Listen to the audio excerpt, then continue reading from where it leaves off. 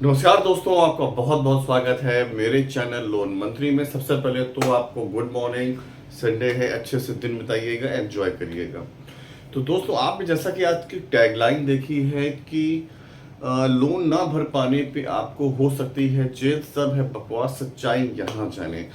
तो हमारे पास बहुत सारे कमेंट आ रहे थे, भैया हम लोन नहीं भर पा रहे हैं, हमको धमकियां मिल रही हैं कि हम जेल पहुंचा दिए जाएंगे, हमको पुलिस घर से उठा के ले जाएगी, क्या है पूरा मामला। तो मैं आपको बताता हूँ। हालांकि मैंने पहले कुछ का एक मतलब कह सकते हैं एक वीडियो छोटा सा बनाया था काफ़ी पहले, 1-1.5 साल पहले, लेकिन फिर से कमेंट्स आ रहे हैं तो चलो हमने भैया एक फ्रेश वीडियो काफ़ी और ज़्यादा डिटेल डालने के साथ बना देते हैं। और दोस्तों, वीडियो शुरू करने से पहले अगर आप घर बैठे देश की सबसे बड़ी ट्रेडिंग कंपनी एंजल ब्रोकिंग में life time free demat account खोलना चाहते हैं तो डिस्क्रिप्शन बॉक्स में जाइए, वहां लिंक दिया हुआ है। आपको life time free demat account मिलेगा विदाउट एनी एनुअल रिन्यू, कोई भी चार्जेस नहीं है, उसको आप यूज करें या ना करें। अब दोस्तों चलिए बात करते हैं कि भैया लोन ना भरने पे कब हो सकती है जेल, या जेल होती भी है कि लोग सिर्फ डराते हैं कि हम सही में जेल में जा सकते हैं। तो सबसे पहले मैं आपको बता दूं भैया कि मैं लास्ट 12 साल से लगभग एक एनबीएफसी में भी काम किया है, कुछ समय कुछ बैंक्स में भी काम किया है, हाउसिंग लोन में भी काम किया है, और बहुत सारे प्रोडक्ट देखे हैं। जैसे कि हम दे सकते हैं भैया पीएल दे सकते, मैंने देखा है, गोल्ड लोन देखा है, हाउसिंग लोन, मॉर्गेज। तो पूरी सच्चाई अब आपको बताने जा रहा हूं, तो पूरा वीडियो देखिएगा विदाउट स्किप किए। दोस्तों होता क्या है कि भैया जब हम किसी को लोन देते हैं तो लोन दो प्रकार के होते हैं, सिक्योर्ड और अनसिक्योर्ड। यानी सिक्योर्ड में आपके जिसमें कि आपका कुछ गिरवी रखा होता है, आपके प्रॉपर्टी के पेपर, आपके दुकान के पेपर, जमीन के पेपर। और अनसिक्योर्ड होता है जिसमें बैंक कुछ भी गिरवी नहीं रखती है, पूरे रिस्क में आपको लोन दे देती है। तो दोनों प्रकार के हम लोन की बात करेंगे। होता क्या है कि जब कस्टमर एनपीए हो जाता है, पहले सिक्योर्ड लोन की बात करें जिसमें आपका कुछ गिरवी होता है, जब आपका वो लोन एनपीए हो जाता है और काफी कुछ करने के बाद भी आप लोन पेड ऑफ नहीं कर सकते हो, तो इस मामले में कभी भी जेल नहीं होती है। ज्यादा से ज्यादा जो चीज आपकी मोर्गेज है, बैंक के पास गिरवी है, बैंक उसमें कब्जा कर लेता है या उसका ऑक्शन करा देता है। वो चाहे फिर गोल्ड हो, चाहे घर हो, चाहे आपकी गाड़ी हो, आपकी टू व्हीलर हो, कुछ भी हो, जमीन हो, उसमें जेल कभी नहीं होती। हाँ, जेल तब हो सकती है भैया कि बैंक आपकी घर पे, आपका घर गिरवी रखा था, बैंक वाले आए, उसमें आपको काफी नोटिस वोटिस सब देने के बाद भी, आपसे मिन्नतें करने के बाद भी आपने लोन नहीं भरा। वो लोग आए, पुलिस वालों के साथ आए, वकील आया, और आपने गांव वालों के साथ मिलकर उन पर हमला कर दिया, उनको मारा पीटा भगाया, उस केस में हो सकती है। पर सिर्फ लोन ना पेड ऑफ करने पे जेल सिक्योर्ड लोन में कभी नहीं होती है। और मैं भैया 12 साल से काम कर रहा हूं, मैंने तो देख लिया है। आज तक मैंने बहुत सारे एनपीओ से मिला, उनसे भी रिक्वेस्ट करी, बहुत लोगों का ऑप्शन होते हुए देखा, पर जेल जाते किसी को नहीं देखा। और मेरे फ्रेंड्स भी बहुत सारे हमारे सीनियर्स हैं जो 20-20 साल से कर रहे हैं, उन्होंने भी कभी नहीं देखा। तो सिक्योर्ड लोन में जेल कभी नहीं होती है, तो आप रिलैक्स रहिए। अब आ जाते हैं अनसिक्योर्ड में। अनसिक्योर्ड लोन में क्या होता है भैया कि जिसमें हमारे पास कुछ भी गिरवी नहीं होता है। वो जैसे आपके ज्यादातर होते हैं पीएल होते हैं और बीएल होते हैं। बीएल जो बीएल होता है वो सिक्योर्ड भी होता है, अनसिक्योर्ड भी होता है। पर जो अनसिक्योर्ड लोन होते हैं वो ज्यादातर बहुत ज्यादा बड़े नहीं होते हैं, 50 लाख 1 करोड़ के। ज्यादातर ये 2-3 लाख में खत्म हो जाते हैं, 4 लाख में, 5 लाख खत्म हो जाते हैं। या तो फिर जब बहुत ज्यादा स्टेबिलिटी कस्टमर की होती है, अच्छा बिजनेस या होती है, तो उसको 5 लाख, 10 लाख या 15 लाख तक मिल सकता है। लेकिन वो बहुत कम एक्सेप्शनल एरिया में, एक्सेप्शनल केसेस में ही लोगों को मिलता है। देखिए जैसे कि जो अनसिक्योर्ड लोन है उनका नाम ही अनसिक्योर्ड है भाई, सिक्योरिटी कोई नहीं है। इसमें क्या होता है, अगर आप नहीं भर पाते हो तो बैंक आपको नोटिस, फिर आपको घर पे आना, विजिट, वो डिक्लेरेशन देना, आपको भैया हमको कुछ आप सेटलमेंट दे दो, अंत में सेटलमेंट तक आ जाता है। और इसमें भी आपको एक नोटिस जो आते हैं लास्ट में, उसमें भी आपको कोर्ट में हाजिर होना पड़ता है। और कोर्ट में जो जज जो साहब होते हैं वो आपको और टाइम दे देते हैं, सेटलमेंट कर देते हैं। फॉर एग्जांपल 10 लाख का लोन था, आपने कुछ साल 1.5 साल भरा, उसके बाद आपका आउटस्टैंडिंग 9.5 लाख रह गया है, या 9 लाख रह गया है, 9.5 लाख ही आसपास रह गया, क्योंकि 1 साल में इतना कम नहीं होता है।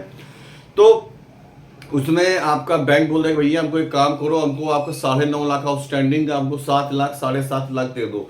आप जब कोर्ट में हाजिर होते हैं, जज के सामने अपनी परेशानी बताते हैं, जो अगर सच में जेन्युइन है, तो जज साहब आपको और टाइम दे देते हैं, या बैंक से बोलते हैं आप इसमें देख लो कुछ और सेटलमेंट हो सकता है कि नहीं। इस तरह उसमें भी तारीख पे तारीख पड़ती रहती है, काफी मामला खिंच जाता है। बैंक और सेटलमेंट में 5 लाख, 5.5 लाख तक भी आ सकते हैं।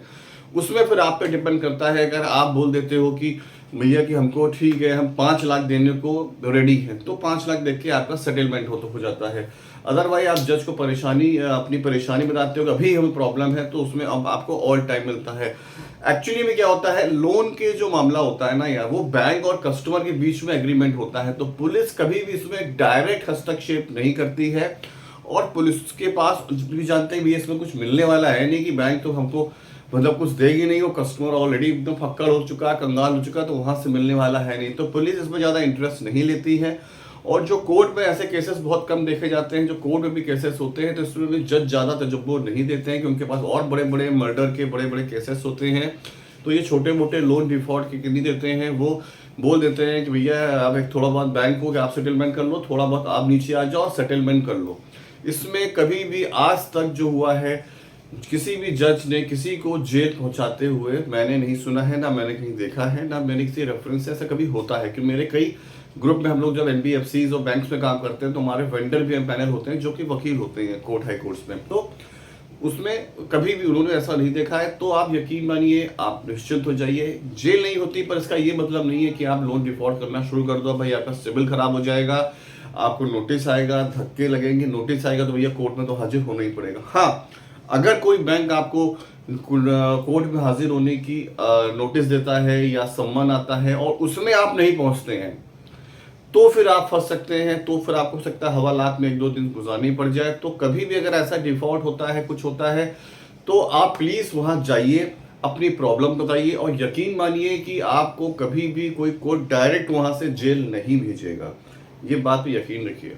तो दोस्तों, लगता है आपको लगभग सारी जानकारी मिल गई होगी। अच्छा, एक जानकारी और ऐड कर दूं, एक हमारे भाई का और क्वेश्चन आया था कि इसमें अगर हम चेक बाउंसिंग का या अगर केस लगा देती, होता क्या है, जब आप लोन लेते हो तो बैंक आपके 4, 5 या 8 पीडीसीज लेते हैं, एसपीडीसीज लेते हैं, जिसको सिक्योरिटी पीडीसी होते हैं।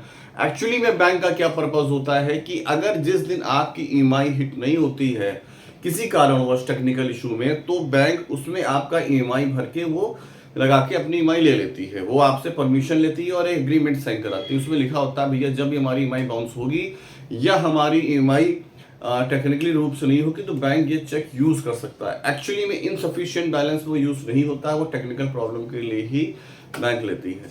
उसमें अगर बैंक आपका चेक लगा देती है और आपका चेक बाउंस हो जाता है, तो उसमें आपको लगती है सेक्शन 138, जिसमें आपका केस बनता है, आपको सम्मन आएगा और आपको कोर्ट में हाजिर होना होगा।